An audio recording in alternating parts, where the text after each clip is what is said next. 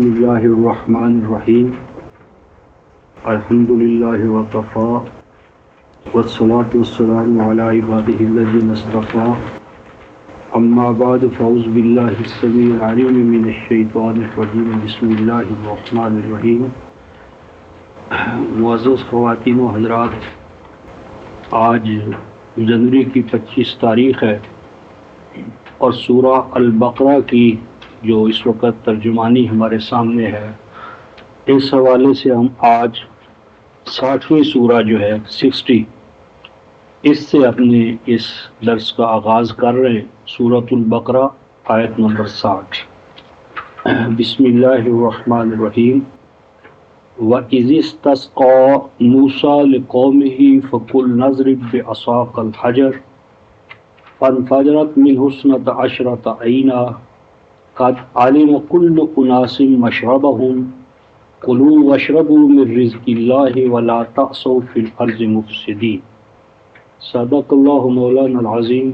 وبلغنا رسولنا النبی الکریم ونحن علی ذلک من الشاہدین الشاکرین والحمد للہ رب العالمین۔ وَإِذِ اسْتَسْقَىٰ،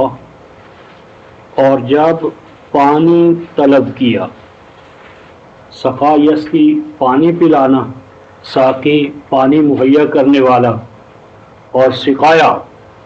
واٹر سپلائی کا نظام سسٹم۔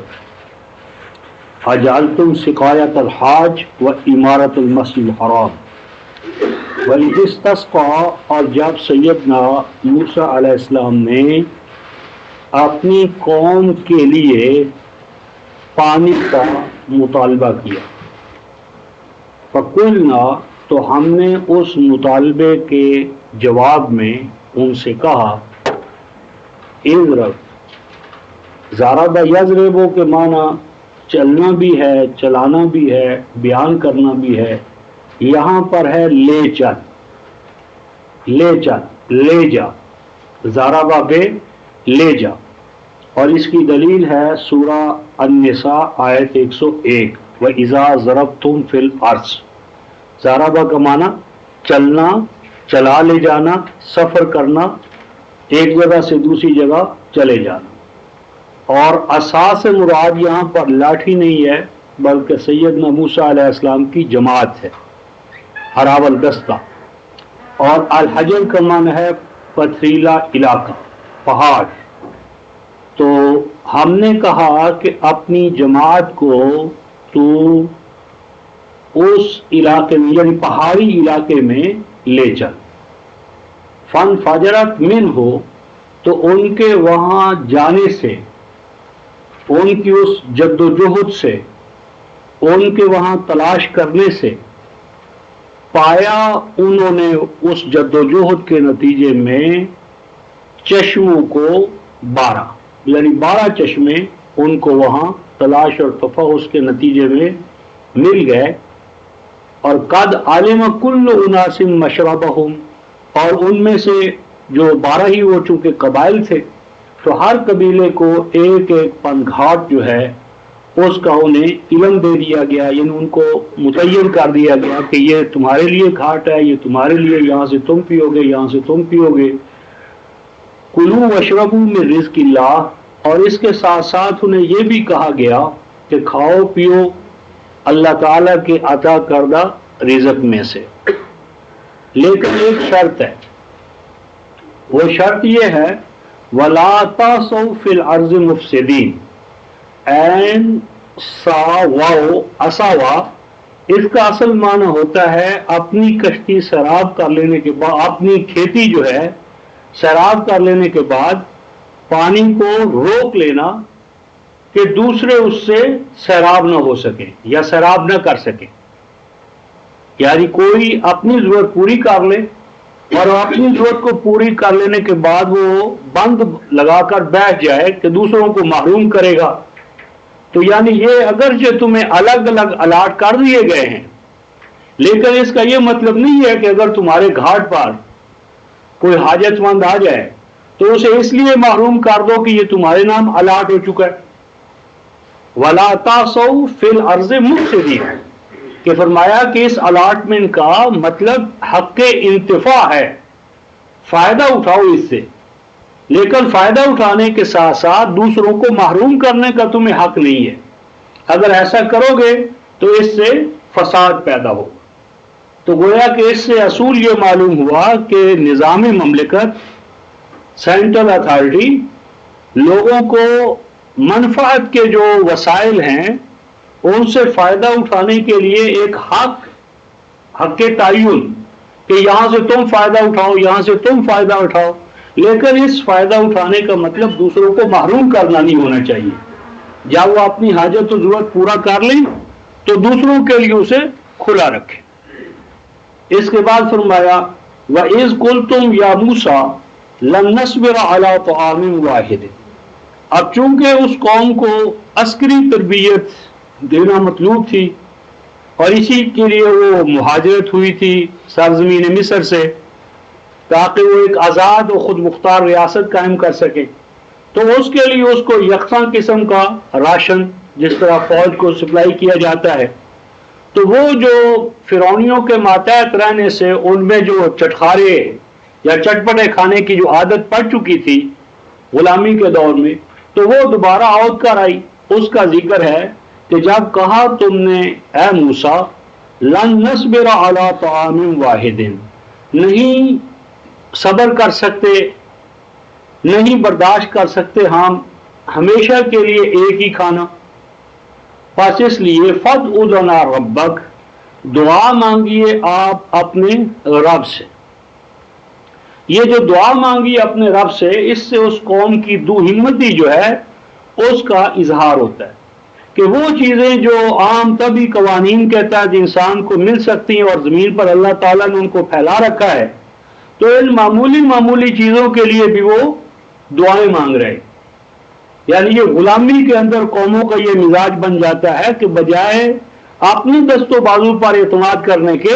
قدم قدم پر دعاؤں کا سہارا ہے، قدم قدم پر دعاؤں کا سہارا ہے۔ تو یہی اس غلام قوم کا مزاج تھا کہ دعا مانگو کہ یخرج لنا مما تنبت الارض، کہ ہمیں ہمارے لیے نکالے اللہ زمین میں سے وہ چیزیں کہ جن کا بیان ہے، مثلا باقلہا، طرح طرح کی سبزیاں، وکسائہا اور ککڑیاں، وفومہا اور لہسن، وعدسہا مختلف دالیں، وبصلہا اور پیاز، یعنی یہ چیزیں جو ہیں یہ چیزیں ہمیں درکار ہیں۔ تو سیدنا موسیٰ علیہ السلام نے کہا قال اتستبدلون الذی هو ادنی بالذی هو خیر، کہ کیا تم چاہتے ہو، کہا موسیٰ نے اتستبدلون، کیا تم چینج کرنا چاہتے ہو، بلکہ ریپلیس کرنا چاہتے ہو، تبدیل کرنا چاہتے ہو اس چیز کو جو فروتر ہے، گھٹیا ہے، اس چیز کے مقابلے میں یا اس کی جگہ پر جو تمہارے لیے بہتر ہے۔ یہاں خیر سے مراد اختیار، کہ جو تربیت دے کر میں تمہیں اعلیٰ مقام تک پہنچانا چاہتا ہوں اور اجتماعی راشننگ میں وہ تمام چیزیں تمہیں مل رہی ہیں اگرچہ وہ یکساں اور ہموار ہیں، تو اس کو چھوڑ کر تم طرح طرح کے چٹپٹے کھانے اور اس میں الجھنا چاہتے ہو اور تمام وقت کھانے پینے پر بورچی خانے پر لگانا چاہتے ہو، تو اس کا نتیجہ کیا ہوگا یا اس کو تم کیسے حاصل کرو؟ اہبطوا مصر، اہبطوا مصر کا معنی نہیں کہ تم سرزمین مصر پر چلے جاؤ، یہاں مصرن کے اوپر جو دو زبریں ہیں رفقائے محترم، یہ نکرہ کی دلیل ہے، یعنی یہ سرزمین مصر نہیں۔ اگر ایجپٹ سے مراد ہوتا تو را پر ایک زبر ہوتی، مصرا، مصرن نکرہ جو لایا گیا ہے تو اس کا معنی ہے کہ اس کے لیے پھر تم سیٹلڈ لائف اختیار کر لو، شہری تمدنی زندگی اختیار کر لو۔ فَإِنَّ لَكُمْ مَا سَأَلْتُمْ، اور اس کے نتیجے میں، سیٹل لائف کے نتیجے میں جو تم ڈیمانڈ کر رہے ہو وہ تمہیں مل جائے گی۔ اور اس طرح انہوں نے اسی چیز کو اختیار کر لیا، تو اس کا نتیجہ فرمایا وَضُرِبَتْ عَلَيْهِمُ الذِّلَّةُ وَالْمَسْكَنَةُ، فرمایا لیس دی گئی، لیپ دی گئی، لازم ملزوم ہو گئی ان کے لیے ذلت یعنی ناکامی و نامرادی، والمسکنہ جمود، اسٹینڈ اسٹل یعنی اسٹیگنیشن، یعنی آگے بڑھنے کا جو عمل تھا وہ رک گیا، وَبَاءُوا بِغَضَبٍ مِّنَ اللَّهِ، اور اس کے نتیجے میں وہ اپنے لیے غضب کو اپنے اوپر چڑھا لائے۔ تو گویا کہ غضب کا معنی ہوا محکومی، محتاجی، ڈیپینڈنس، جمود، انحطاط۔ اور آگے فرمایا کہ یہ سب کچھ کیوں ہوا؟ ذالک بانہم کانوا یکفرون بآیات اللہ، فرمایا کہ یہ ذلت، یہ رسوائی، یہ غضب کیوں ان پر آیا؟ اس لیے کہ انکار کرتے تھے وہ اللہ کی آیات کا، وَيَقْتُلُونَ النَّبِيِّينَ، اور نبیوں کو ناکام کرنا چاہتے تھے۔ قتل کا معنی یہاں اس معنی میں فزیکل ان کو سلاٹر کرنا، قتل کرنا نہیں، بلکہ ناکام کرنے کے لیے، ان کو فیل کرنے کے لیے، ان کے منصوبوں کے اندر رکاوٹیں ڈالنا۔ وہ انبیاء علیہ السلام کو بغیر کسی جواز کے، بغیر اس کے کہ انہیں اس کا حق حاصل ہو، وہ ان کو ناکام کرنے کے لیے جد و جہد میں مصروف ہو جاتے تھے۔ اور یہ سب کچھ بھی کیوں تھا؟ اس کا بھی ایک اوپر سبب تھا، وہ تھا ذالک بما عصوا وکانوا یعتدون، فرمایا کہ ان کے مزاج کے اندر نافرمانی جو ہے، نافرمانی، وکانوا یعتدون، اور حدود شکنی، یعنی ڈسپلنڈ لائف، اقدار وحی کے اندر، حدود اللہ کے اندر رہنا، یہ ان کے اندر، یعنی کریکٹر جو تھا، کریکٹر کی ڈیولپمنٹ یہ نہیں ہوئی تھی۔ حدود فراموشی اور ہر قدم پر قانون کو توڑنے کا مزاج ان کا بن چکا تھا۔ اس کے بعد ارشاد فرمایا جا رہا ہے کہ یہ یہود ہوں، نصارہ ہوں، یہ اصل یہود اور نصارہ کا المیہ کیا تھا کہ یہ اپنے باپ دادا کی فضیلت کو نسلی اور موروثی چیز سمجھ کر اپنے آپ کو سمجھتے تھے کہ ہم تو اعلیٰ ہیں، ہمیں کسی غیر یہودی نبی کو یا قائد کو ماننے کی کیا ضرورت ہے۔ تو اس نسلی تصور کو، فخر و غرور کو توڑنے کے لیے اللہ تعالیٰ ارشاد فرماتے ہیں کہ ان الذین آمنوا، بے شک وہ لوگ جو اپنے آپ کو مومن کہہ رہے ہیں، جو پہلے آیا تھا وَمِنَ النَّاسِ مَن يَقُولُ آمَنَّا، کہ فرمایا کہ وہ جو اپنے آپ کو اپنے مومن ہونے کا دعویٰ کریں، والذین ہادوا، اور وہ جو اپنے آپ کو یہودی کہنے کا یا ہونے کا دعوے دار بنے، والنصارى، اور جو اپنے آپ کو نصرانی کہلائیں، والصابئین، اور جو نجوم اور ستارہ پرستی، وہ اپنے آپ کو ان کے ساتھ وابستہ کرے، ان میں سے کوئی بھی کیوں نہ ہو۔ من آمن باللہ والیوم الآخر، جو کوئی بھی اللہ پر توحید کے ساتھ ایمان لائے، وبالیوم الآخر، اور مکافات عمل پر، الحیات الآخرہ پر ایمان لائے۔ یہ دو حدیں ہیں رفقۂ موت، ایک ابتدا ہے، دوسری انتہا ہے۔ اس کا یہ معنی نہیں کہ درمیان میں رسالت جو ہے اس کی ضرورت نہیں ہے، کیونکہ ایمان باللہ جو ہے اور ایمان بالآخرہ وہ نتیجہ خیز ہی نہیں ہو سکتا اگر درمیان میں گائیڈنس نہیں ہے، اور گائیڈنس کا ذریعہ جو ہے وہ صرف اور صرف رسالت ہے۔ تو اس لیے ایمان باللہ اور ایمان بالیوم الآخر دو انتہائیں ہیں، اور درمیان کے اندر جو ہے وہ ہے رسالت۔ اور ایمان بالرسول یعنی ایمان بالرسالت، اور بالخصوص قرآن پاک پر ایمان، بئی معنی کہ یہ آخری کامل اور مکمل نظام حیات ہے، اس پر ایمان لائے بغیر اور اس کے اعمال کو بجا لائے بغیر نجات ناممکن ہے۔ وعامل صالحاً، اور پھر صرف ایمان ہی نہ لائے بلکہ ان اعمال کو بھی انجام دے کہ جو فرد اور سوسائٹی میں صلاحیت پیدا کرتی ہیں، وہ کرتے ہیں وہ اعمال، فَلَهُمْ أَجْرُهُمْ عِنْدَ رَبِّهِمْ، تو اگر ایسا کریں گے تو یہ نہیں دیکھا جائے گا کہ ان کا ماضی کیا تھا، ماضی میں یہ کس گروہ یا جتھے سے ان کا تعلق تھا، بلکہ ان کے ایمان اور اعمال صالحہ کو اساس بنایا جائے گا۔ اور وَلَا خَوْفٌ عَلَيْهِمْ وَلَا هُمْ يَحْزَنُونَ، اور نتیجتاً نہ خوف ان پر مسلط رہے گا اور نہ ہی اندر غم سے گھلنے کی جو کیفیت ہے وہ ان پر طاری رہ سکے گی۔ اس ضمن میں بعضوں نے اس آیت سے یہ استدلال کیا ہے کہ نبی پاک صلی اللہ علیہ وسلم پر اور قرآن پر ایمان لانے کی ضرورت نہیں ہے، یہودی رہتے ہوئے اور نصرانی رہتے ہوئے نجات کے حامل ہو جائیں گے۔ تو چونکہ یہ موضوع تو لمبا ہے، میں صرف دو حوالے آپ کو لکھاتا ہوں۔ 7:158 کہ جس میں قرآن نے یہ کہا ہے کہ اے رسول آپ اعلان کریں، یا ایھا الناس، اے لوگو، اے انسانیت بحیثیت مجموعی، میں تم سب کی طرف رسول بنا کر بھیجا گیا ہوں، بس میرے اوپر ایمان لاؤ تاکہ تم فلاح یاب ہو سکو۔ اسی طرح 34/28 میں کافۃ للناس بشیرا و نذیرا۔ تو اگر اللہ تبارک و تعالیٰ کے اس آخری کلام پر، رسول پر ایمان لانا کوئی ضروری نہیں ہے، تو اللہ تعالیٰ نے یہ رسول بھیجا کیوں؟ خاتم النبیین کی بعثت کیوں ہوئی؟ آخری ابد کا کلام جو ہے وہ اللہ تعالیٰ نے نازل کیوں کیا؟ تو یہ کار عبث ہے۔ اگر اس پر ایمان لائے بغیر ہی آپ کو نجات مل سکتی ہے تو پھر یہ اللہ تبارک و تعالیٰ نے ایک کار عبث کیا، نعوذ باللہ من ذالک۔ لہذا یہ جو تصور ہے برہمو سماج کا کہ نہیں سب برابر ہیں اور قرآن پر یا اسلام پر ایمان لانا کوئی ضروری نہیں ہے، یہ صحیح نہیں ہے۔ اب اس کے بعد بنی اسرائیل ہی کے حوالے سے، آل یعقوب کے حوالے سے، انہوں نے جو عہد و پیمان کا اللہ کے ساتھ باندھا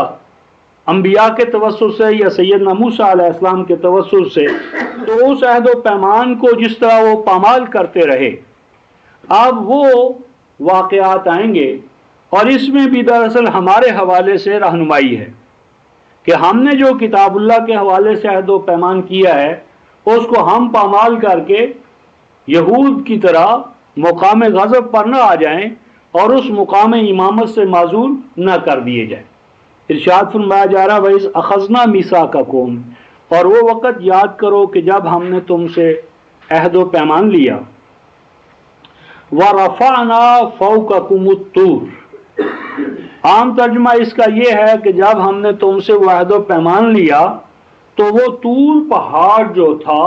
اس کو ہم نے تمہارے اوپر کھڑا کر دیا۔ تصور یہ ہے کہ طور پہاڑ کو اللہ نے زمین سے اٹھایا، بنیاد سے اٹھایا اور کھڑا کر کے ان کے سروں پر چھتری کی طرح اس کو لگا دیا تاکہ وہ جبرن اور قہرن یہ میثاق کریں۔ تو لا اکراہ فی الدین، دین میں تو اکراہ نہیں ہے، اور جو جبر و اکراہ کی شکل میں عہد و پیمان لیا جائے اس عہد کی کوئی قیمت نہیں ہے۔ تو اگر اللہ تعالیٰ نے یہی کیا ہے اور انہوں نے اس عہد و پیمان کو پامال کر دیا تو ان کا قصور کیا ہے؟ تو یہ غلط ہے۔ رفعنا فوقکم الطور، میں پہلے بھی کہہ چکا ہوں کہ یہ رفع یرفع جو ہے، جس طرح بلند کرنا ہے اسی طرح بلند پانا، بلندی کا حامل قرار دینا۔ اور یہاں رفعنا فوقکم الطور میں صرف یہ بات ہے کہ تم دامن کوہ میں تھے، تم دامن کوہ میں تھے، اور وہ جو پہاڑ طور تھا وہ گویا کہ تمہارے اوپر سایہ فگن تھا، یعنی دامن کوہ میں جو کھڑا ہوتا ہے تو اس کے اوپر پہاڑ جو ہے وہ سایہ فگن ہوتا ہے۔ تو مراد یہ ہے کہ طور کے دامن میں کھڑے ہو کر، اور طور کے اوپر چونکہ سیدنا موسیٰ علیہ السلام پر نزول وحی کا وہاں آغاز ہوا، پھر کتابت تورات جو ہے الواح، اس کی تیاری بھی وہاں ہوئی۔ تو مراد یہاں یہ ہے کہ جس مقام پر ہم نے تمہارے نبی کو وحی عطا کی اسی مقام پر کھڑا کر کے ہم نے تم سے عہد و میثاق لیا۔ جس طرح کہ آج مثلا ہم کسی کو مسجد کے مقام پر یا سینٹرل مرکز کے مقام پر لا کر اس سے کوئی عہد لیں تو اس میں اس عہد کی اور سگنیفیکنس بیان کرنی مطلوب ہے۔ تو فرمایا کہ پھر تم نے وہ عہد تو کر لیا، اور اس عہد میں ہم نے تمہیں یہ کہا خذوا ما آتیناکم بقوہ، کہ جو کچھ ہم تمہارے ساتھ یہ ایگریمنٹ کر رہے ہیں اور جو کچھ احکام و ہدایات ہم تمہیں دے رہے ہیں اس کو مضبوطی کے ساتھ پکڑے رکھنا۔ وَاذْكُرُوا مَا فِيهِ، اور جو کچھ اس میں ہے، اس ایگریمنٹ میں ہے، اسے تم یاد رکھنا۔ یہ جو یاد رکھنا آیا ہے یا ذکر اللہ آیا ہے تو اس ضمن میں 2:186 کا اور 2 سورہ البقرہ کے آیت نمبر 186 کا، کہ جس میں قرآن کہتا ہے کہ اللہ کا ذکر کرو کا ذکرکم آباءکم، جس طرح تم اپنے باپ دادا کا ذکر کرتے ہو۔ تو کیا باپ دادا کا ہم نام لے کر ذکر کرتے ہیں؟ تو تو ذکر کے لیے یہ جو ہے اللہ اللہ اللہ اللہ کرنا، کتاب کے رٹے لگا لینا، یہ ذکر نہیں ہے۔ ذکر کا معنی ہے کہ اس کے جو مقاصد ہیں، مطالب ہیں، مطالبات ہیں، ان سے عہدہ برا ہونے کو ہمیشہ پیش نظر رکھنا، لعلکم تتقون، تاکہ تمہارے اندر قوانین الہیہ کے ساتھ ہم آہنگ ہونے کا جو گویا کہ مقام ہے، منصب ہے، صلاحیت اور استعداد ہے، وہ تمہارے اندر پیدا ہوتی رہے۔ گویا کہ امت کے اندر تقوی پیدا ہوتا ہے کس طرح؟ کتاب اللہ کے حوالے سے جو ایگریمنٹ ہے، میثاق ہے، اسے مضبوطی کے ساتھ پکڑا جائے، اور مضبوطی کے ساتھ پکڑنے کا معنی یہ ہے کہ اس پر صحیح معنی میں عمل کیا جائے۔ اس کے بغیر تقوی یعنی اہل قوانین الہیہ کے ساتھ ہم آہنگی ناممکن ہے۔ اس کے بعد ان کی جو گویا کہ صورت احوال تھی اس کا بیان ہے، ثم تولیتم من بعد ذالک، فرمایا معاہدہ تو ہو گیا لیکن اس معاہدے سے تم نے کنی کترائی، بیک آؤٹ کیا تم نے۔ فلولا فضل اللہ علیکم ورحمتہ لکنتم من الخاسرین، اگر تمہارے اس کنی کترانے کے باوجود اللہ تبارک و تعالیٰ کا فضل اور اس کی رحمت تمہارے شامل حال نہ رہتی تو یقیناً تم ہلاک ہو چکے ہوتے۔ مراد یہاں پر یہ ہے کہ تمہیں اللہ تعالیٰ نے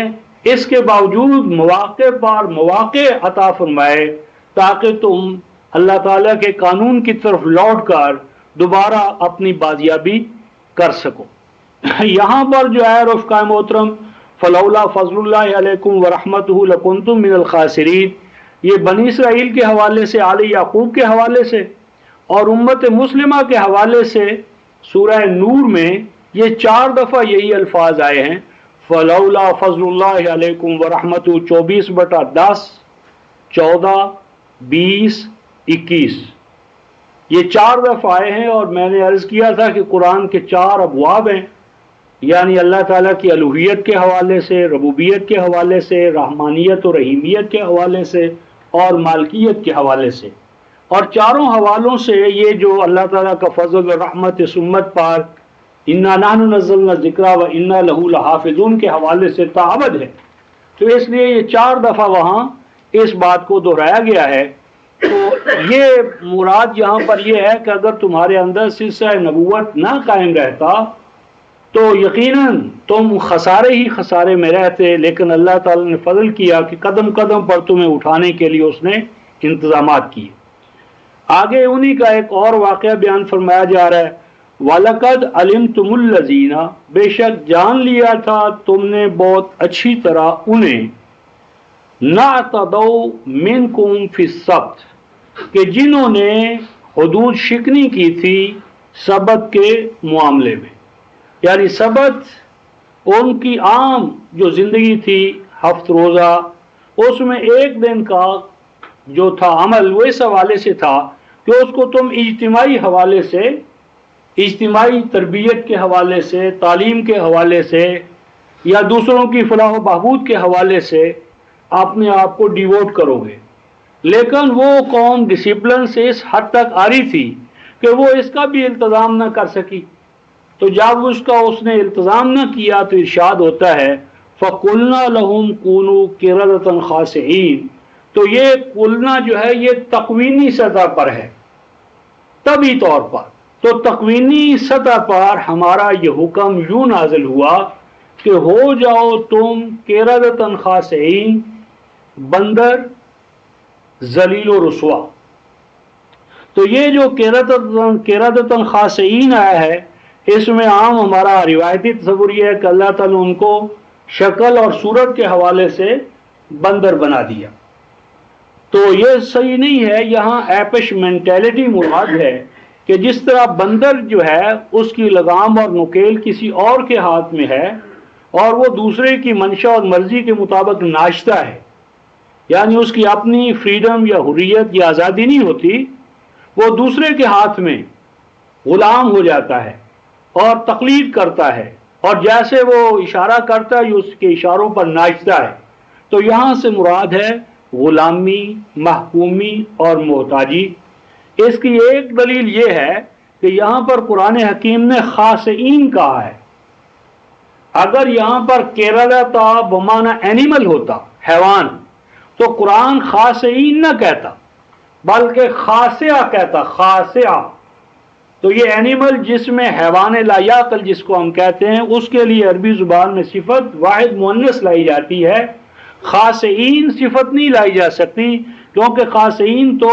ذی عقل اور ذی شعور کے حوالے سے ہے. پھر اس کی مزید بہت سی دلیلیں ہیں، ان میں سے ایک دلیل 590 میں 560 میں ہے کہ وہی قردۃ خاصئین جو ہے جعل منہم القردۃ والخنازیر وعبد الطاغوت، اور آگے ہے جب وہ آپ کے پاس آتے ہیں تو وہ جو قرد والخنازیر تھے وہ تو نہیں آتے تھے، تو مراد ہے کہ انہی کی جو غلام یعنی غلام ابن غلام. تو یہ بہت سے حوالے ہیں، 560 ہے، 7166 ہے، 23108 ہے، 67 ہے، 2169 ہے. تو یہ تمام اس امر پر دلیل ہیں کہ یہاں پر یعنی ذہنیت، مزاج، کریکٹر اور کردار کے حوالے سے یعنی غلامی، محکومی، محتاجی اور تقلید، نہ کہ اس معنی میں ان کو حیوان بنایا گیا. فَجَعَلْنَاهَا نَكَالًا لِمَا بَيْنَ يَدَيْهَا وَمَا خَلْفَهَا وَمَوْعِظَةً لِّلْمُتَّقِينَ. اور یہ عمل کہ جب کوئی قوم احکام الہیہ سے روگردانی کرتی ہے تو وہ غلام، محکوم اور محتاج ہو جاتی ہے، اس عمل کو ہم نے نشان قرار دیا. نکال کہتے ہیں وہ چیز جو دوسروں کو روکے، ڈیٹنٹ یعنی دوسروں کو روکنے والی. تو یہ ایک عبرت کا نشان بنا ان کے لیے جو ان کے ہم اثر تھے، لما بین یدیہا جو اس وقت موجود تھے، وما خلفہا اور بعد میں آنے والوں کے لیے. یعنی یہ ایک نشان ٹھہرا کہ جو کوئی بھی قوانین الہیہ سے روگردانی کرے گا اس کا لازمی نتیجہ محکومی اور محتاجی ہے. وَمَوْعِظَةً لِّلْمُتَّقِينَ اور قوانین الہیہ سے ہم آہنگ ہونے والوں کے لیے اس میں ایک اچھا نشان تھا کہ اگر وہ قوانین الہیہ کے ساتھ ہم آہنگ رہیں گے تو یقیناً ان کے لیے سرفرازیاں ہیں، بلندیاں ہیں، عروج ہے، اقبال ہے. اس کے بعد آگے آ رہا وَإِذْ قَالَ مُوسَىٰ لِقَوْمِهِ إِنَّ اللَّهَ يَأْمُرُكُمْ. فرمایا کہ اذ قال موسیٰ، جب سیدنا موسیٰ علیہ السلام نے اپنی قوم سے کہا ان اللہ یامرکم، بے شک اللہ تعالی حکم دیتے ہیں تمہیں، ان تذبحوا بقرۃ، کہ تم ایک بہت عظیم الشان، بہت بڑی جو عظمت والی گائے ہے اس کو ذبح کر دو. قالوا تو انہوں نے کہا اتتخذون ہزوا، کیا آپ اس گائے کو ذبح کرنے کے حوالے سے جو ہمیں حکم دے رہے ہیں یہ سنجیدگی کی بنیاد پر دے رہے ہیں یا ہم سے مذاق کر رہے ہیں؟ قالا تو سیدنا موسیٰ علیہ السلام نے فرمایا اعوذ باللہ ان اکون من الجاہلین، کہ یہ جو غیر سنجیدگی کی بات تم نے کہی ہے کہ میں سنجیدہ بھی ہوں یا نہیں، میں اللہ کی پناہ میں آتا ہوں اس بات سے کہ میں جاہل بن. گویا کہ غیر سنجیدہ ہونا اللہ کی نظر میں کیا ہے؟ جہالت. تو انبیاء اور اللہ والے عباد اللہ الصالحین تو ہر وقت سنجیدہ ہوتے، مذاق اور استہزاء تو ان میں ہے نہیں اس حوالے سے. تو یہ جو گائے ذبح کرنے کا حکم ہے اور آگے آ رہا ہے قتل ایک عظیم الشان انسان کا،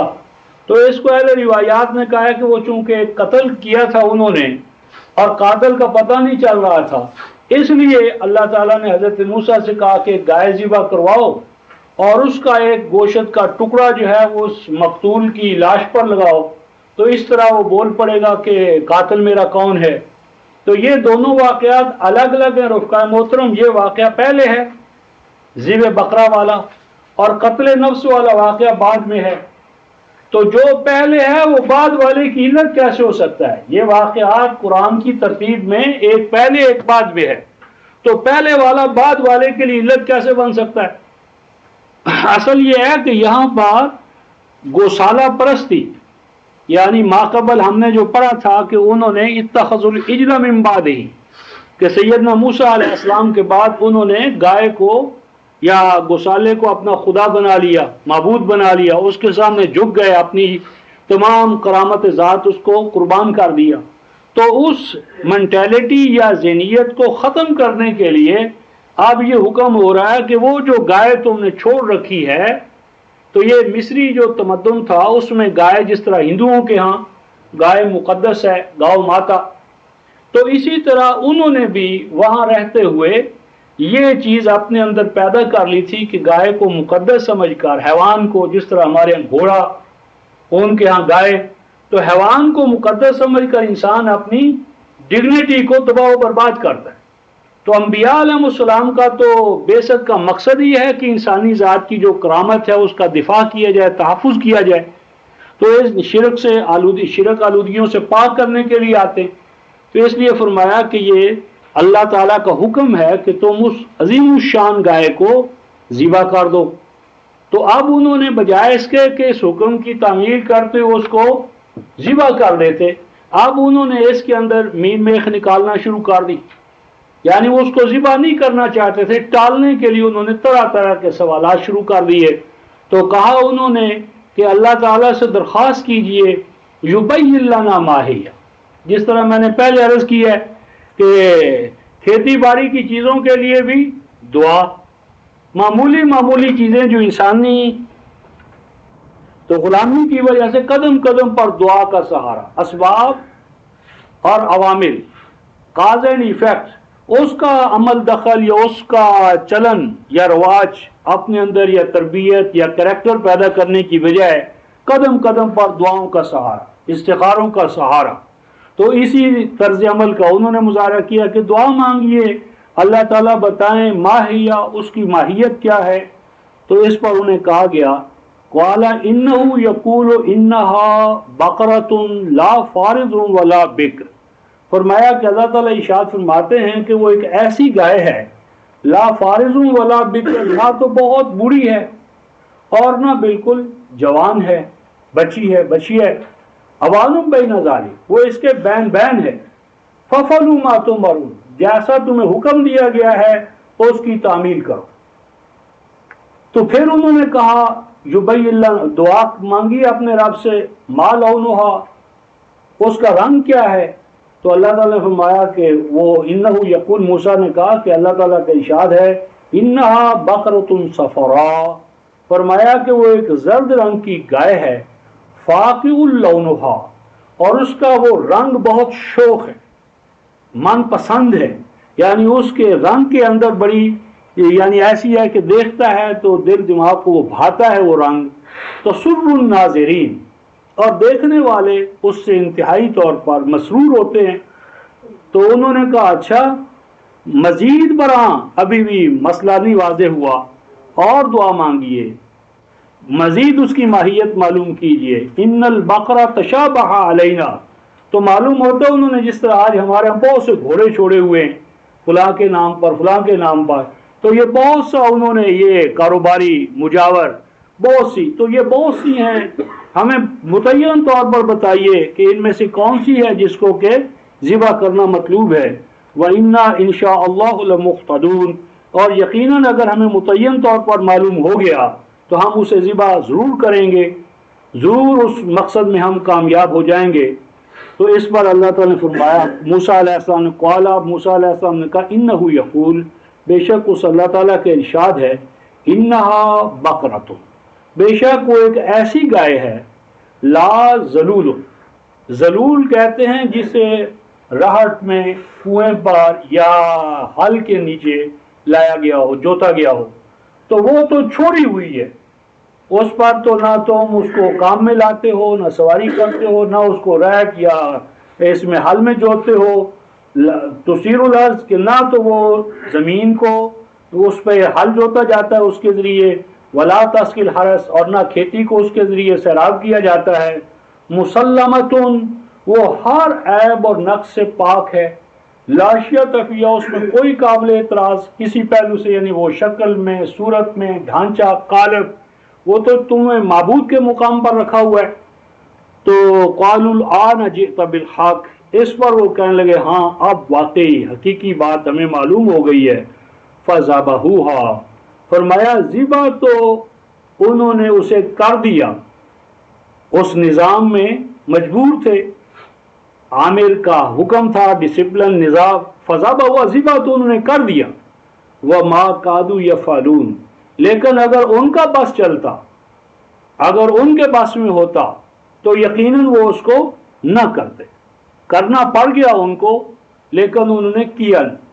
مجبوری کے تحت۔ اس کے بعد آگے جو رفقائے محترم آیت نمبر 72 آ رہی ہے، وَإِذْ قَتَلْتُمْ نَفْسًا فَادَّارَأْتُمْ فِيهَا وَاللَّهُ مُخْرِجٌ مَا كُنْتُمْ تَكْتُمُونَ۔ اس کے بارے میں بھی قدیم اور جدید بہت سی آراء ہیں۔ قدیم رائے مفسرین کی تو یہ ہے کہ بنی اسرائیل میں ایک بھتیجے نے چچا کو قتل کر دیا تھا، پھر وہ قاتل سامنے نہیں آ رہا تھا تو اللہ تعالیٰ نے وہ اوپر والی گائے ذبح کروائی، اس کا وہ ٹکڑا لگایا، پھر وہ بول پڑی لاش۔ اور جدید ہمارے جو مفاہیم والے انہوں نے یہ کہا کہ انہوں میں کوئی ایک قتل ہو گیا تھا تو قاتل معلوم نہیں ہو رہا تھا، تو پھر اس کی لاش کو یعنی ایک مصنوعی طریقے سے اس میں تنفس جو تھا وہ جاری کیا گیا، یا یہ کہتے ہیں کہ اس میں کھوجی جو تھے وہ کھوج نکالنے کے لیے لائے گئے، یا قتل کی مختلف جو کڑیاں تھیں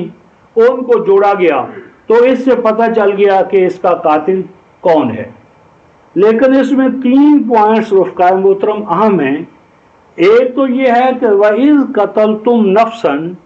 اس قتل کی نسبت جو ہے وہ پوری قوم کی طرف کی جا رہی ہے، یعنی یوں نہیں فرمایا کہ جب کسی قتل کرنے والے نے تم میں سے ایک آدمی کو قتل کر دیا، یعنی یہاں قتل بحیثیت مجبوری قوم کے اوپر ڈالا جا رہا ہے۔ اس قتل تم نفسن،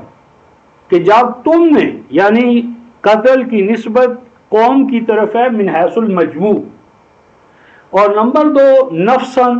نفسن میں جو تنوین ہے وہ تعظیم اور تنکیر کے حوالے سے۔ اور تیسری بات یہ ہے کہ آگے آیت 74 میں یہ آ رہا ہے ثم قست قلوبکم من بعد ذلک، کہ یہ قتل جب تم نے کیا تو اس قتل کے بعد اب تمہارے دل اور دماغ انتہائی طور پر سخت ہو گئے، اس میں کوئی نرمی، صلاحیت، استعداد اور دوبارہ اٹھنے کا امکان تمہارے اندر نہ رہا۔ تو ان 3 چیزوں کو جب ہم ملاتے ہیں تو ہم یہ سمجھتے ہیں کہ اس قتل سے مراد یہود کا سیدنا مسیح علیہ السلام کو قتل کرنے کی سازش کا جو اقدام تھا یہ وہ قتل ہے، اور اس قتل کا اعتراف یہود کو خود ہے۔ وقولہم مثلا 4:157 میں آئے گا، اور ان کا اپنا دعویٰ ہے کہ انا قتلنا، ہم نے قتل کیا ہے مسیح ابن مریم کو، جو دعویٰ کرتا تھا کہ وہ اللہ کا رسول ہے۔ یعنی اگر یہود کی تاریخ میں کسی قتل پر ان کی تاریخ فخر اور مباحات کا اظہار کرتی ہے تو وہ قتل سیدنا مسیح علیہ السلام کا ہے، اور یہی وہ مسیح علیہ السلام کا قتل ہے کہ جس کے بعد بنو اسماعیل کی طرف نبوت منتقل ہوتی ہے اور اسرائیلیوں سے، آل یعقوب سے نبوت کا سلسلہ منقطع ہو جاتا ہے۔ وہ گویا کہ کلام کی جو امانت تھی وہ ہمیشہ کے لیے ان سے لے لی جاتی ہے، اور وہ دوسری شاخ جو ہے یعنی آل اسماعیل اس کی طرف وہ منتقل ہو جاتی ہے،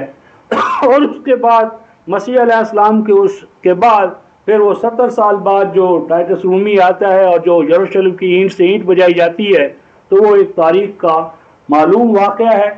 تو اگر یعنی ہم سمجھتے ہیں کہ اس قتلتم نفسا فادارأتم فیہا، کہ جب تم نے ایک عظیم الشان انسان کو قتل کیا یا قتل کرنے کا ارادہ کیا۔ قتل فعل جو ہوتا ہے کبھی فعل اصل فعل پر آتا ہے اور ارادہ فعل دونوں، تو جب تم نے قتل کیا اپنی طرف سے تو انہوں نے قتل کر ہی دیا تھا۔ آگے پھر اللہ تعالیٰ بتاتے ہیں کہ کیسے وہ بچائے گئے، تو فرمایا کہ جب تم نے ایک عظیم الشان انسان کو قتل کیا یا قتل کرنے کا ارادہ کیا، جدوجہد کی، فتویٰ دیا، فادارأتم فیہا، اور اس قتل کے اندر تم نے انتہائی تدابیر اختیار کی، جو کوئی تمہارے بس میں تھا، مذہبی پیشواؤں نے فتویٰ دے دیا، اور ڈاکو کو بچانے کے لیے برابر ڈاکو کو لے لیا اور سیدنا مسیح علیہ السلام کو کہا ہمیں مسلح اور شہزادہ نہیں چاہیے امن کا، پیس کا، ہمیں تو ڈاکو دے دے۔ انہوں نے رومی حاکم سے جو کہا فَدَّارَأْتُمْ فِيهَا، اور اس قتل کے اندر انتہائی مبالغہ کیا تم نے، وَاللَّهُ مُخْرِجٌ مَا كُنْتُمْ تَكْتُمُونَ، اور اس مسیح علیہ السلام کے قتل کے حوالے سے جو چیزیں اب تک تم چھپائے چلے آ رہے ہو، اللہ تعالیٰ اس قرآن کے نزول سے ان تمام چیزوں کو اب ظاہر کر دے گا۔ تو اب اگر خود ان کی اپنی کتابوں سے قتل مسیح کی تمام کڑیاں اکٹھی کی جائیں تو وہ خود بتاتی ہیں کہ وہ قتل نہیں کر سکے تمام تر تدابیر کے باوجود، اور اس کی جو اصل نوعیت ہے اس پر بعد میں سورہ النساء کی آیت 157 میں بحث کریں گے۔ فَقُلْ نَضْرِبُوهُ بِبَعْضِهَا، یہاں قلنا بمعنی تقوین، تقوینی طور پر ہماری طرف سے ایسا ہوا کہ ہم نے کہا کہ اس مسیح پر یا اس قتل کے فعل کو اس کے بعض اجزاء کے حوالے سے اس کا اطلاق اس پر ہونے دو، یعنی ان کو انہوں نے اپنی طرف سے بظاہر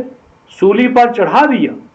لیکن صلیب تب ہوتی کہ وہ مقتول ہو جاتے، تو وہ مقتول نہیں ہوئے۔ ان کو جب وہ ریکھا گیا ران ان کی اس پر وہ مارا تو اس میں سے خون بہ نکلا، خون اور پیپ، تو میری بات ہے کہ وہ اپنی طرف سے اس کے اوپر قتل کی تمام شرطیں انہوں نے پوری کی، لیکن کذالک یحیی اللہ الموتیٰ، فرمایا کہ امتیں تو اپنے نبیوں کو قتل کرنے کے لیے، ناکام کرنے کے لیے انتہائی جدوجہد کر گزرتی ہیں، لیکن اللہ تبارک و تعالی اپنے نبیوں کو اور ان کے ماننے والے اصحاب کو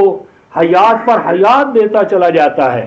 وَيُرِيكُمْ آيَاتِهِ لَعَلَّكُمْ تَعْقِلُونَ، اور اہل ایمان اللہ تعالیٰ تمہیں اپنے قوانین اور اقدار سمجھا رہا ہے اور یہ بتانا چاہتا ہے کہ اگر تم بھی اس کے راستے میں نکلو گے اور تمہیں دنیا ناکام کرنے کے لیے جدوجہد کرے گی، قتل، اغوا، ڈکیت، بہت سے مصائب اور مشکلات تمہارے سامنے آئیں گے، لیکن اللہ تعالیٰ تمہارے لیے حیات کے اسباب پیدا کرے گا، عزت اور آبرو مندی کے اسباب پیدا کرے گا، اور یہ سب کچھ اس لیے ہو رہا ہے تاکہ تمہیں اے ایمان والو عقل و بصیرت سے کام لینے کا تمہارے اندر مادہ جو ہے وہ بیدار ہو سکے۔ پھر فرمایا ثم قست قلوبکم من بعد ذلک، کہ جب تم نے اپنے طور پر اجتماعی طور پر ایک عظیم الشان نبی کے قتل کو اپنے لیے آسان سمجھا اور یہ کر گزرے، تو فرمایا کہ اس کے بعد تمہارے دلوں اور دماغوں میں انتہائی سختی آ گئی، اور اس سختی کا حال یہ ہے کہ وہ سختی میں پتھر دلی میں بڑھ گئے، پتھروں سے، پتھر بھی شرما رہے ہیں تمہاری پتھر دلی کے مقابلے میں، اور فرمایا کہ پتھروں میں، پتھریلے علاقوں میں، ابھی اوپر ہم نے سیدنا موسیٰ علیہ السلام کے حوالے سے دیکھا تھا کہ پہاڑوں کے اندر تو وہ علاقے ہیں لما یتفجر منہ الانہار، کہ جن سے چشمے، نہریں جاری ہو جاتے ہیں، وَإِنَّ مِنْهَا لَمَا يَشَّقَّقُ فَيَخْرُجُ مِنْهُ الْمَاءُ، اور اگر وہ چشمے جاری نہیں ہوتے تو کم از کم ایک جگہ سے پھٹتا ہے اور وہ ایک مقامی سطح پر ایک چشمہ جو ہے وہ ابلتا رہتا ہے۔ وَإِنَّ مِنْهَا لَمَا يَهْبِطُ مِنْ خَشْيَةِ اللَّهِ، اور وہ پہاڑ کے جو چشموں کے حوالے سے نہیں پھوٹتے ان کے اندر بھی قانون کاز اینڈ ایفیکٹ کے تحت وہ قانون الہی کے سامنے جھکے ہوئے ہیں، لیکن وَمَا اللَّهُ بِغَافِلٍ عَمَّا تَعْمَلُونَ، لیکن تمہارا حال یہ ہے کہ نہ تو تمہارے اندر دوسروں کے لیے نہر بننے کی یعنی دوسروں کے لیے فیض رسانی کا کوئی امکان رہا ہے، نہ تم اپنے مقامی پر دوسروں کے لیے فیض یابی کا کوئی انتظام کر رہے ہو، اور نہ مکافات عمل پر تمہارا ایمان ہے۔ تو کیا تمہارا خیال ہے کہ تمہاری اس حالت بس سے اللہ تعالیٰ باخبر نہیں ہے؟ آگے فرمایا ایمان والوں کو اَفَتَطْمَعُونَ أَن يُؤْمِنُوا لَكُمْ، کہ اے اہل القرآن کیا تم امید لگائے بیٹھے ہو کہ یہ لوگ کہ جنہوں نے اپنے موسیٰ علی نبینا علیہ الصلوۃ والتسلیم کے ساتھ کیے گئے عہد و پیمان کو پامال کیا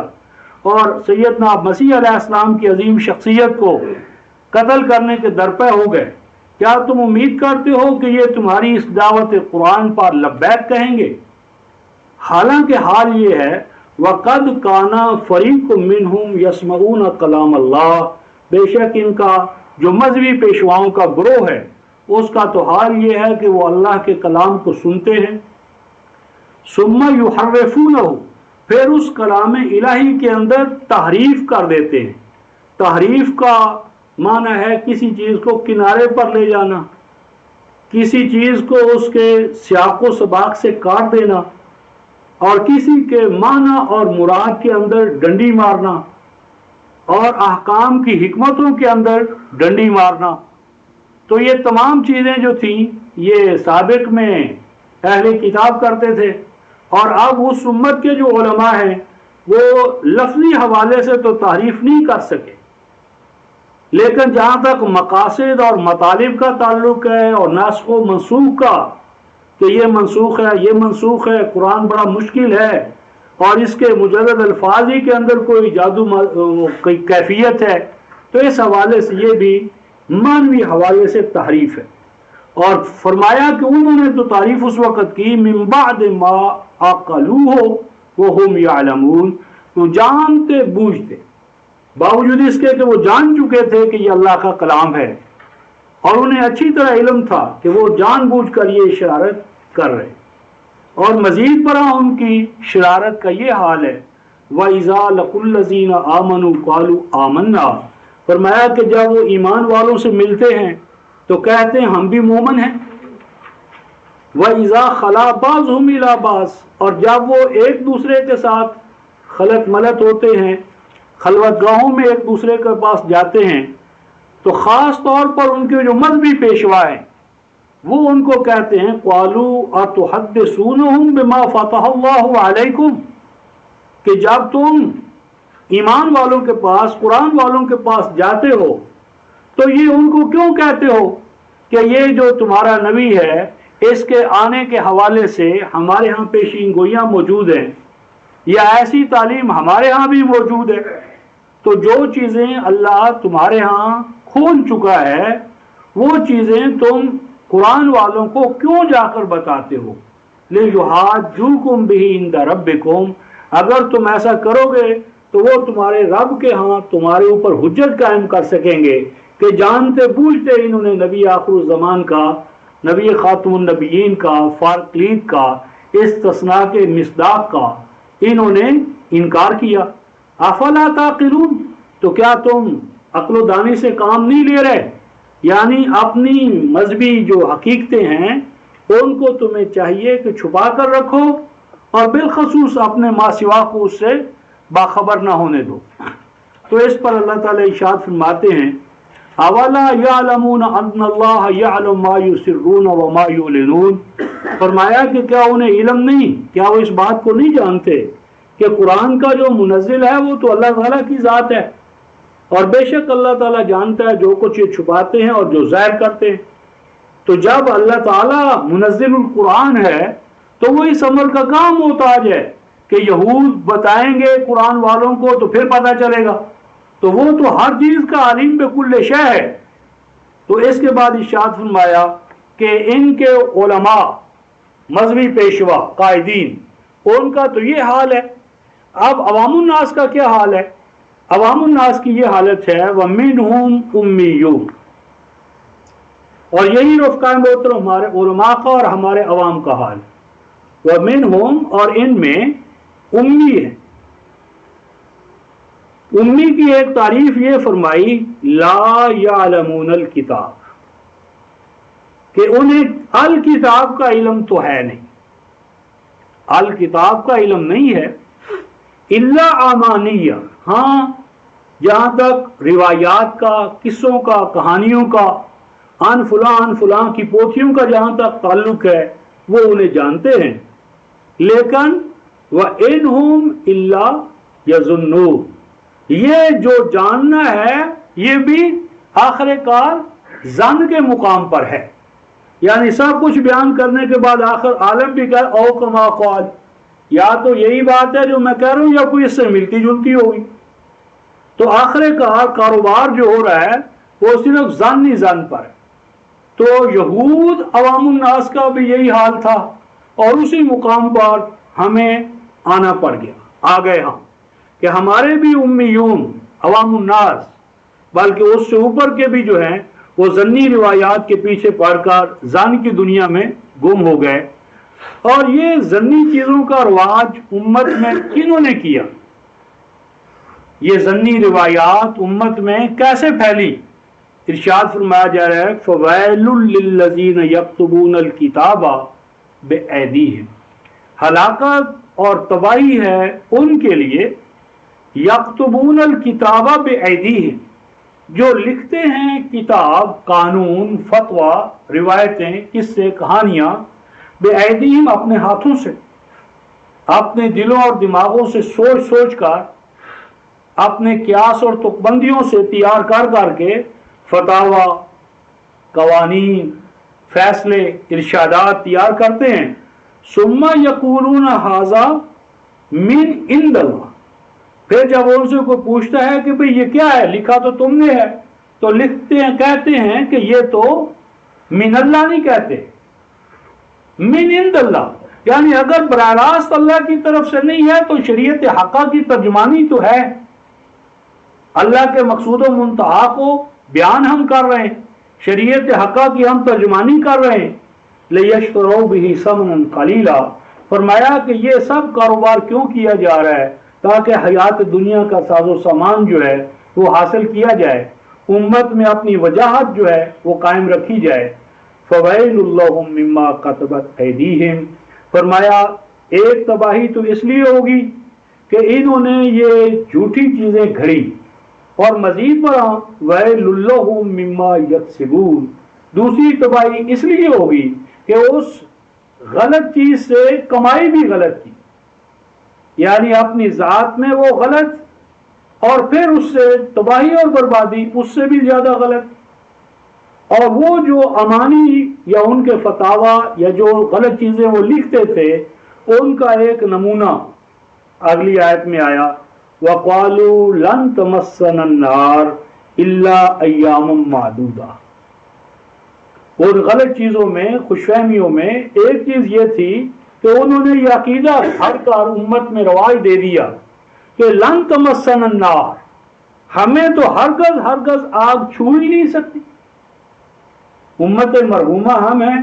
ہم سادات ہیں، ہم آل رسول ہیں، لن تمسنا النار یعنی آخرت کی آگ ہمارے اوپر حرام ہے، وہ تو ہمیں چھو ہی نہیں سکتی، الا ایام معدودہ، اور اگر کبھی کوئی ایسا ناگزیر ہو ہی گیا تو اس آگ میں چند دنوں کے لیے جانا ہوگا، پھر ہمارے اکابر مشائخ وہ یقیناً ہماری شفاعت کر لیں گے، بخشوا لیں گے۔ تو اس پر اللہ تعالیٰ ارشاد فرماتے ہیں قل، ان سے پوچھئے اتخذتم عند اللہ عہدا فلن یخلف اللہ عہدا ام تقولون علی اللہ ما لا تعلمون، فرمایا کہ ان سے پوچھو کہ کیا واقعی اللہ تعالیٰ نے تمہیں کوئی عہد و پیمان دے رکھا ہے کہ تم مکافات عمل سے بغ ہو، تمہاری کوئی جواب دہی نہیں، تم جہنم والے تمام اعمال کرو لیکن جہنم تمہارے لیے حرام ہے۔ اگر کوئی عہد و پیمان اللہ نے کیا ہے تو یقیناً فلن یخلف اللہ وعدہ، اللہ اپنے اس وعدے کے خلاف نہیں کرے گا، لیکن ہم تقولون علی اللہ ما لا تعلمون، کیا یہ حقیقت نہیں کہ تم اللہ کے کھاتے، اللہ کے ذمے جو کچھ کہہ رہے ہو یہ بر بنا جہالت ہے؟ اللہ کی کتاب میں کون سا علم تمہیں دیا گیا ہے کہ جس میں تمہیں جہنم میں جانے سے ہمیشہ کے لیے پرمٹ مل گیا؟ نہیں، تم ہمیشہ کے لیے رخصت ہے، نہیں جاؤ گے۔ آگے اس غلط عقیدے کا بطلان کرتے ہوئے ارشاد فرمایا بلا من کسب سیئاتن،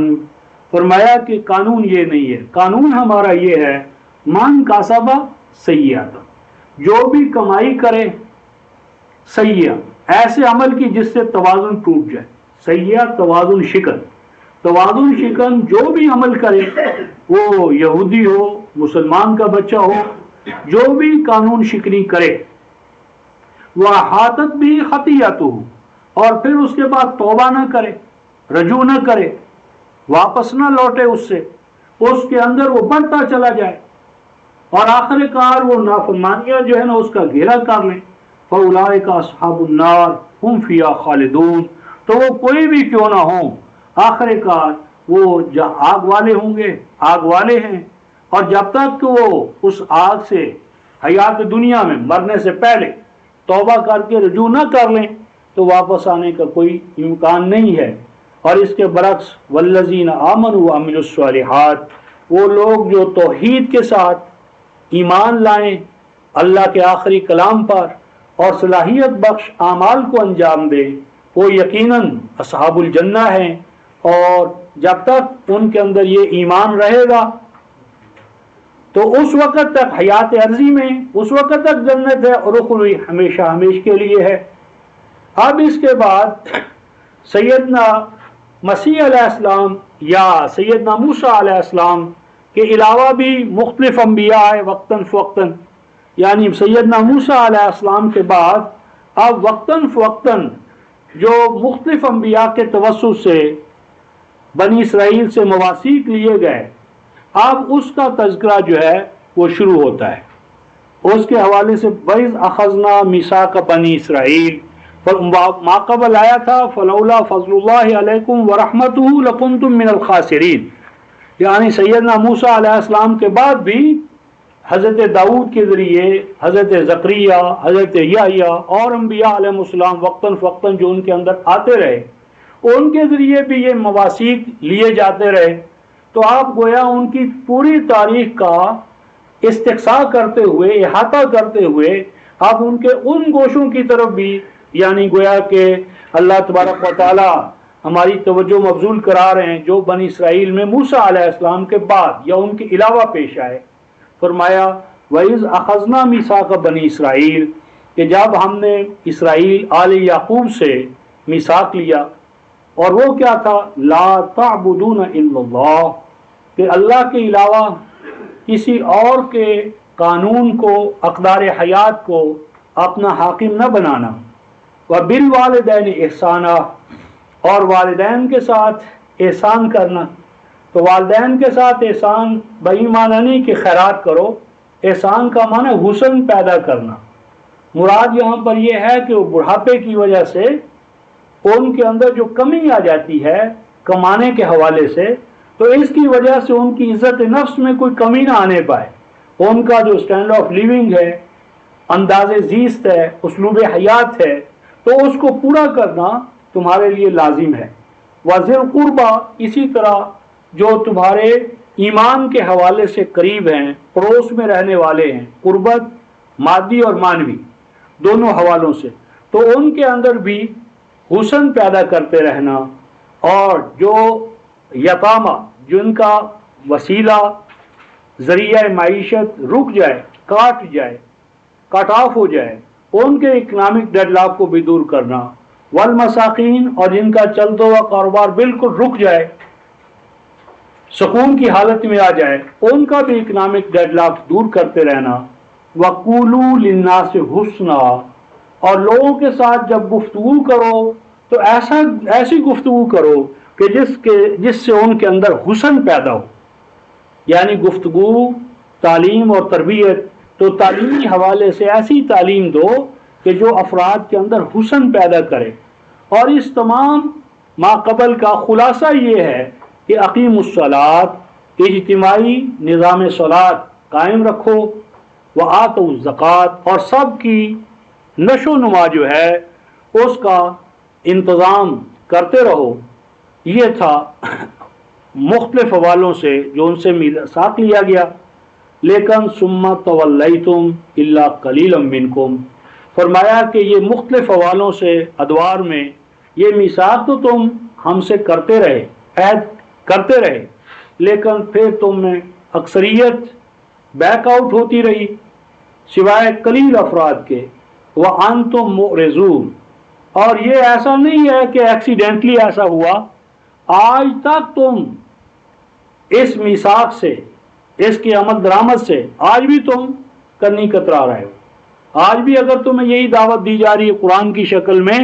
تو تم اس کی طرف توجہ دینے کے لیے، لبیک کہنے کے لیے تیار نہیں ہو۔ پھر فرمایا وَإِذْ أَخَذْنَا مِيثَاقَكُمْ، مزید برآں ہم نے تم سے یہ عہد بھی لیا کہ لا تسفکون دماءکم، کہ نہیں بہاؤ گے تم اپنے بھائی بندوں کا خون، ولا تخرجون انفسکم من دیارکم، اور نہ ہی نکالو گے تم اپنے بھائی بندوں کو ان کے گھروں سے، یعنی خون، عزت اور آبرو ایک دوسرے کی، اس کا بھی تحفظ کرو گے اور کسی کو بے گھر نہیں ہونے دو گے، یعنی گویا کہ تحفظ خیش، جان کا، مال کا، عزت کا، آبرو کا اور سکونت گاہیں، تو یہ تم تحفظ ان کو فراہم کرو گے۔ ثم اقررتم وانتم تشہدون، تم آج بھی اقراری ہو کہ ہاں یہ عہد تم سے لیا گیا تھا اور تم اس کی شہادت دیتے ہو، لیکن اس اقرار اور شہادت کے باوجود تمہارا طرز عمل کیا ہے؟ یہ رفقائے محترم ہم سب کے لیے اہمیت کا عامل ہے، کیونکہ یہ صورتحال آج بالکل ہمارے اندر موجود ہے۔ ثم انتم ہؤلاء تقتلون انفسکم، فرمایا کہ پھر یہ تم ہی تو ہو کہ جو اپنے بھائی بندوں کو قتل کرتے، یعنی ہم نے برطانیہ کو جو برس جی، تو ثم انتم، پھر تم ہی ہو کہ قتل کرتے ہو اپنے بھائی بندوں کو، وَتُخْرِجُونَ فَرِيقًا مِّنكُم مِّن دِيَارِهِمْ، اور نکالتے ہو اپنے ایک گروہ کو ان کے گھروں سے، تظاہرون علیہم بالاسم والعدوان، یہ سارا عمل تم کرتے ہو چڑھائی کرتے ہوئے، ان کی صلاحیتوں کو روکتے ہوئے، الاسم یعنی انہیں کمزور کرتے ہوئے، والعدوان اور ان کے حقوق پر ڈاکہ ڈالتے ہوئے، کہ ان پر کوئی تمہیں حق حاصل نہیں ہوتا، نہ حق تم ان کے گھروں سے ان کو نکالتے ہو، ان کی عزت و آبرو کو پامال کرتے ہو۔ اور آگے فرمایا وَإِن يَأْتُوكُمْ أُسَارَىٰ، اگر وہ تمہارے پاس، تمہارے بھائی بند قیدی بنا کر لائے جاتے ہیں، یعنی پہلی صورت تو یہ ہے کہ دشمن آیا اور دشمن نے تمہارے ایک فریق کو چڑھائی کر کے غلام بنا لیا، اب بجائے اس کے کہ تم سب مل کر دفاع کرتے اور اپنے کسی بھائی بہن کو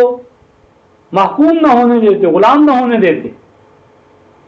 یہ پورا عالم اسلامی جو ہے وہ ایک ایک کر کے غلام ہوتا گیا، اور ایک مسلمان ملک دوسرے مسلمان ملک کو غلام ہوتے دیکھ